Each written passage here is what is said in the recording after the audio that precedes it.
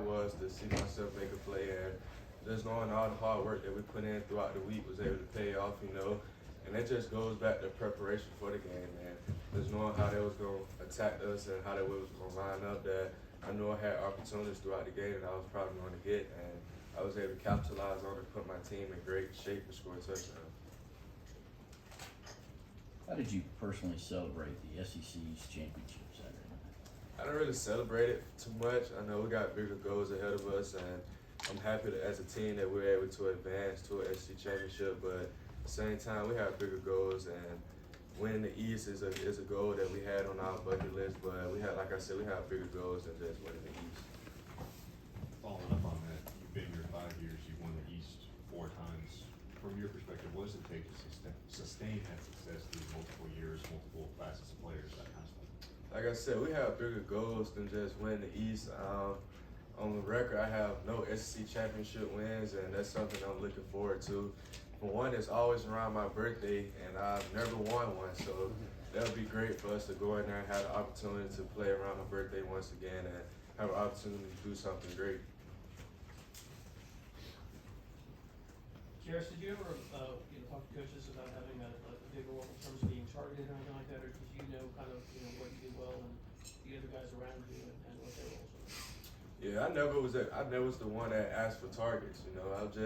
I played my role and just was happy with it. I know I've stayed patient, very unselfish guy, so I just knew whenever that opportunity would come, I was gonna capitalize on it because I played in big games before. I've been here long enough to know how things go here, and I'm just excited that when I do get an opportunity, maybe capitalize on it. And not only if I'm doing this for myself, but I'm doing it for my teammates as well, because they're not only looking at what you can do with the ball in your hands, they're looking at what you do outside with the ball not in your hands. And I know I'm a great blocker. I'm going to have guys in the right position. I'm just be a vocal leader, being a leader out there on the field, just trying to make sure I be the best version of myself that I can be, because at the same time, it's not about just getting the football every time. You can get the football 100 times in the game and still lose, so what would that help you with? So just as long as we keep winning, I'm excited. I'm not tripping on no targets being thrown my way. I'm just excited that we win and I'm a part of something great.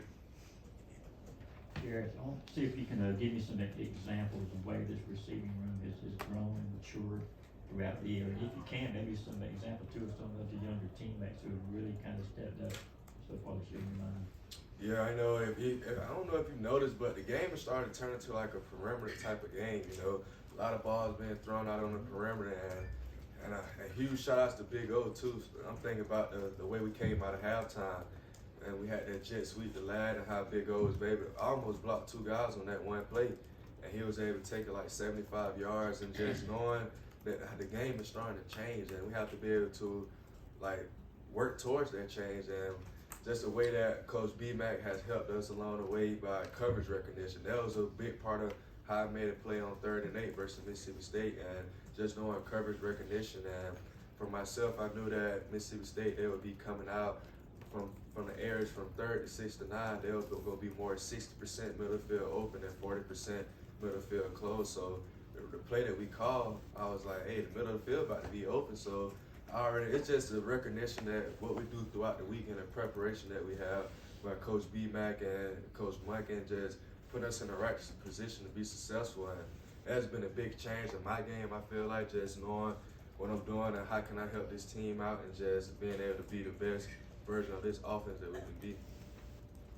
Kearis, walk me through the catch you had on the sideline where you kind of turned and made a great play. What do you remember about how that play kind of unfolded? It was a fastball play, so we was trying to hurry up and get lined up, and knowing we was out, had those Tennessee type of linemen, and we was out wide, and just knowing that like I said, it goes back to coverage recognition. If he was going to be playing too high, I was going to be stopping, but I feel like I had a chance to take it deep, and Stetson gave me an opportunity and had to come back to it and make a great contested catch on him, and just being able to know that put us inside the red zone. And I think a few plays later, Stetson ran it in for a touchdown. It's plays like that help us as an offense, being able to make plays downfield and send up even plays for Stetson to get in for a touchdown, even our running back. So it was exciting to be out there, go out there and make a play. I think it was a first down play, but just excited to be able to have some type of role.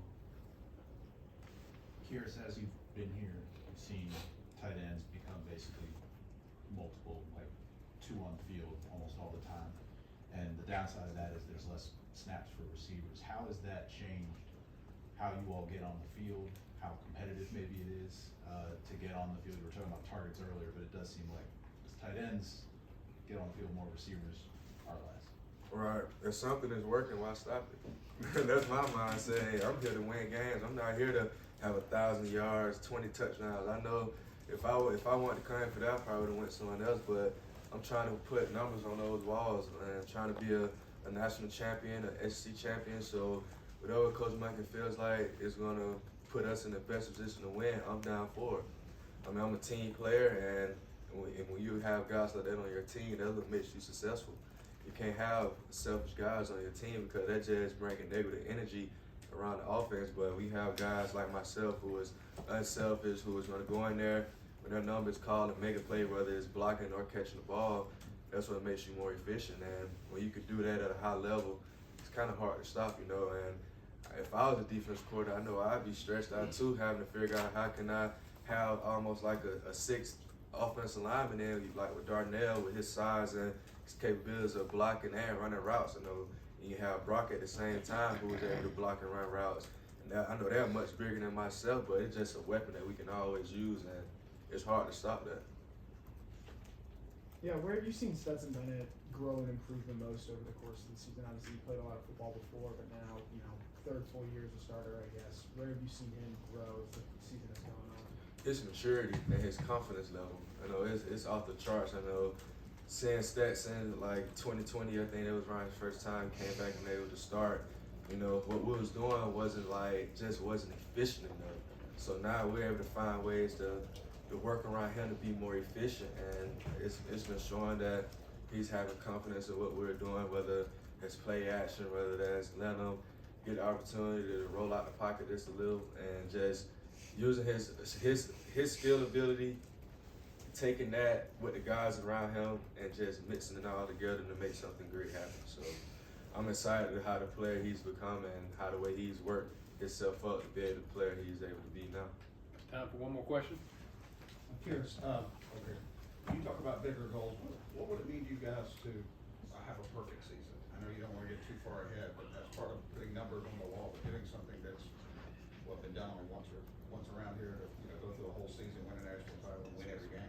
Yeah, I mean that would be great. I've never been a part of no undefeated season besides like rec league or something like that, but I'm sure that'll be very different and very special. I feel like this team is special enough to accomplish a goal like that, but we have to be able to focus on this week, which is who we have, Kentucky, and it's always hard to go to Kentucky, especially on the road in November, because they only remember what you're doing in November. So you can go in and actually execute, and then that's moving towards our goal. But we have to worry about this week first in order to put those type of numbers on the wall.